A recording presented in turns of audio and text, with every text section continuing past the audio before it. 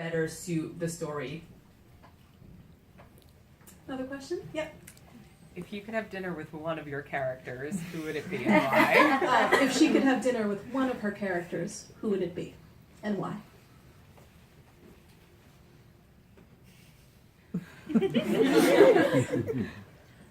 I guess it would be cheating to say all of them, so I feel like I can't say all of them. You can.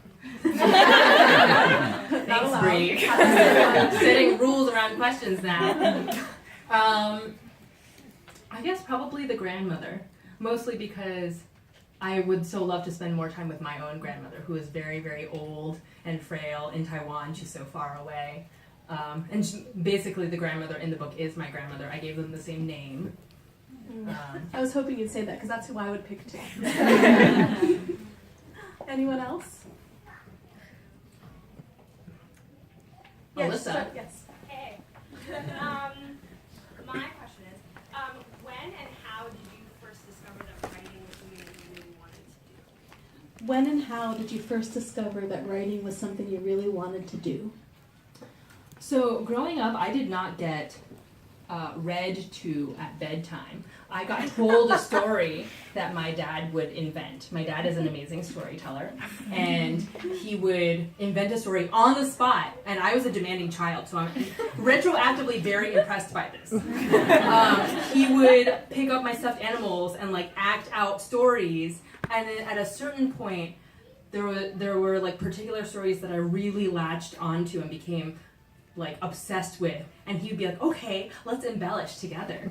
And so then I started being part of the storytelling, and every night before bed, and I remember my mom would come in and be like, don't stay up too long now, you know, like, and we would both have our stuffed animals there telling these stories and acting them out. And I think that was when I started to be like, oh, storytelling is fun. Storytelling is like this reward that I get. And then I read Harriet the Spy. I think I was 7 when I read that book. And Harriet really wants to be a writer, and she carries a notebook around everywhere and writes down every dirty little secret and thought that she has about everyone. And I was like, I'm going to be like Harriet the Spy. And I think that was probably the point when it became most clear to me. And you've carried it with you all these years and made it true. Yes. Any other questions? I think I saw one over in this. Yes. It's kind of a process question, but you said that at one point you had really like abandoned the storyline and you came back, you picked it up, it wouldn't leave you alone. But you know, this is your first published book, but how many books have you written? Like, how many did it take to get Oh God. to this book? How many books have you written? How many did it take to get to this book? I've honestly lost track. I was one of those really obnoxious teenagers who was like, I'm writing a book. And I queried agents when I was a teenager. Back then you couldn't just email. You had to like print it out in a typewriter font and use pound signs to like denote line breaks or whatever. And it was really annoying. And I remember my dad driving me to the post office to drop off my packages that would inevitably be a rejection. And so I'd written multiple novels as a teen. And then in college, I sort of paused. In college, I really focused on the short story. And then when I got to grad school, I think I wrote 2.5 novels in grad school and then wrote a few more novels after that. So I don't know, maybe like close to 10. You ask hard questions, Kat. I know, I already lost count. I'm like, how many novels is that? That's amazing. Any other questions? Yeah. So you mentioned that in this book it originally started with a fantasy world intertwined with the contemporary world, and you threw the fantasy world away. Is that an element you foresee yourself using in a future novel? And I guess the second part of that question is, were there other elements that you discarded from here that you might save for the future, or are they just gone forever? Mm-hmm. So the fantasy world part of the manuscript that she threw away, is that something that she might use again for another book? And are there other things that were discarded from this book that might become something else? The fantasy thing, where it's a braided storyline between a fantasy world and a real world, that's something I'm still very much obsessed with. I think because I'm one of those really type A people who, like, if it doesn't work one way, I will find a way. And so. So we might find a novel in Yes. some years that has Yes. this world. There might be other Yeah. pieces of wreckage drifting around that end Other up wreckage. matching with that format. I'm very driven by formats too, and so I definitely see myself coming back to that. I still keep thinking, what could I have done that would have made it actually work better? So it is something I'm still pondering. As for other pieces, there were some chunks in this book that were stories from Chinese mythology, stories from like snippets, like things that I had retold. And originally, I can't even remember, I think I tried it multiple ways. Like at one point it was the grandmother was telling these stories to her granddaughter, and they ended up just not working, and so I took them out. But I think they're gonna make their way into other projects. I think my next book is probably actually going to be one of those stories expanded into a full novel. One more question, right over here. What has been the most surprising part of being a debut author? What has been the most surprising part of being a debut author? How much non-writing work I have to do. It is a lot, in case you didn't know. I'm like being crushed by the weight of it right now, but it's okay. I'm alive. There's a lot that's surprising. So we should stop now because it seems like there are a lot of people who might want their books signed. I hope so. So thank you, Emily, for answering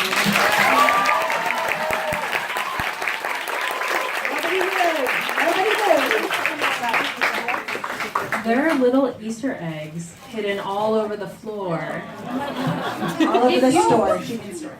Right? No, this floor. Only This this floor. floor? Only this floor, right? Did my team? I think they only put it. Oh, thank you. I think that was Mia. I had an amazing crew of people helping me to set up before, because can't do it all. So they're little eggs. They look like this. They're hidden around the store. If you find one, it is yours to keep.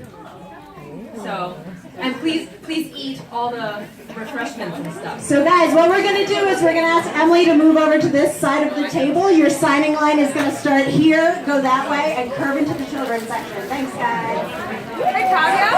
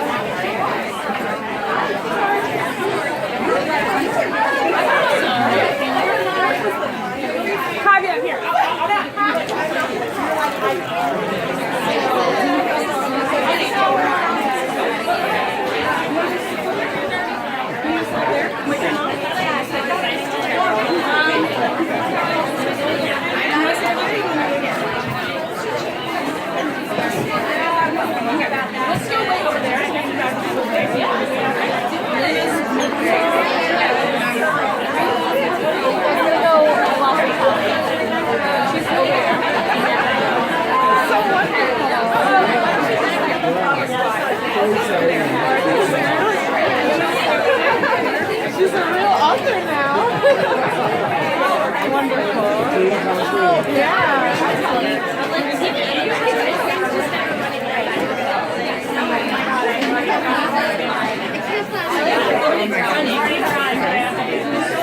Must be so happy.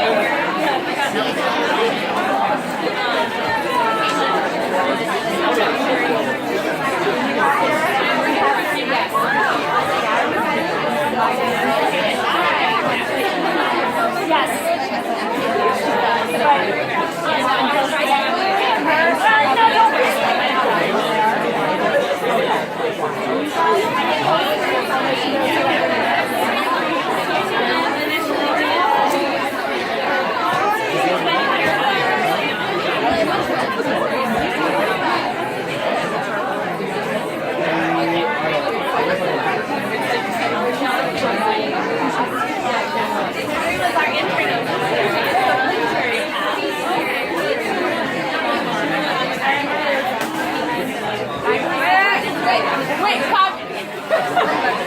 No, her so she can sign it.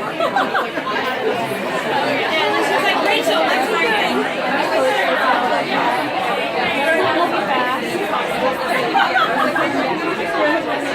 I think they're in the building. Here, hi. And you're so proud. Because you're like,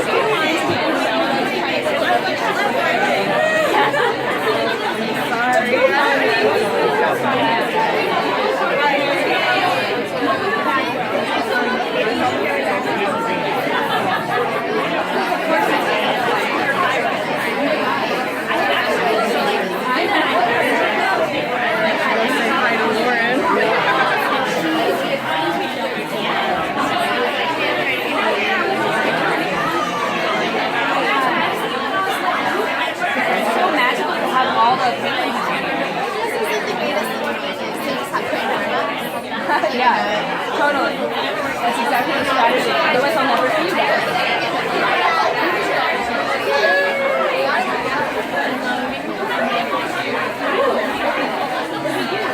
What is for Rachel? We're trained on cancel. I'm good. I just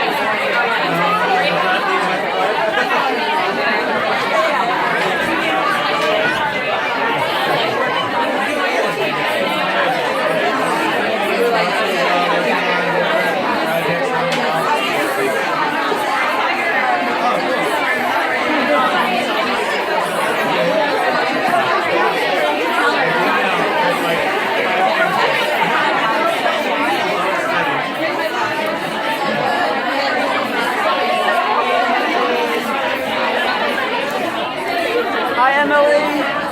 Are you Emily's mom? Hi. Nice to see you. You remember me? I remember you, yeah. You sit by me the day. When? I forgot. Okay, but I think I know you very well. Yeah, hi. Congratulations on